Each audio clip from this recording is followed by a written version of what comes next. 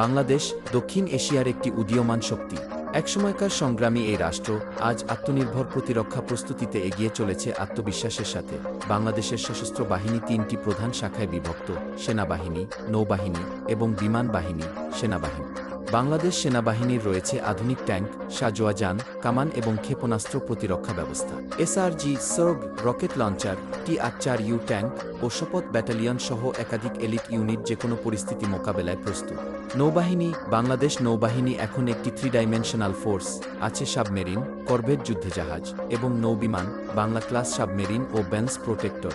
বঙ্গোপসাগরে দেশের সার্বভৌমত্ব রক্ষায় গুরুত্বপূর্ণ ভূমিকা রাখছে। বিমান বাহিনী: বাংলাদেশ বিমান বাহিনী সজ্জিত হয়েছে চায়না নির্মিত 7 বেগ যুদ্ধবিমান, মাই-171 হেলিকপ্টার এবং রাডার নির্ভর বিমান প্রতিরক্ষা ব্যবস্থা দিয়ে। নতুন সু-30 সেমি বা আধুনিক মাল্টিরোল ফাইটার জেট যোগের পরিকল্পনাও রয়েছে। অস্ত্রভান্ডার ও আত্মনির্ভরতা: বাংলাদেশ এখন নিজেরাই অস্ত্র তৈরি করছে। বাংলাদেশ অর্ডন্যান্স ফ্যাক্টরি ও খুলনা শিপইয়ার্ড দেশীয় প্রযুক্তিতে যুদ্ধজাহাজ, গোলাবারুদ এবং ছোট অস্ত্র তৈরি করছে। বিশ্বে অবস্থান ও সামরিক শক্তি: গ্লোবাল ফায়ার পাওয়ার ইন্ডেক্স অনুযায়ী বাংলাদেশ এখন বিশ্বের মধ্যম স্তরের সামরিক শক্তি। দেশের প্রতিরক্ষা খাতে বিনিয়োগ ক্রমাগত বাড়ছে। লক্ষ্য একটাই: শান্তির জন্য প্রস্তুতি, নিরাপত্তার জন্য শক্তি। বাংলাদেশ যুদ্ধ চায় না, কিন্তু যুদ্ধ যদি চাপিয়ে দেওয়া হয় তখন প্রস্তুত আছে দেশের প্রতিটি সৈনিক, প্রতিটি ইউনিট। প্রতিরক্ষায়, উন্নয়নে এবং গৌরবে বাংলাদেশ এগিয়ে চলেছে অবিচলভাবে।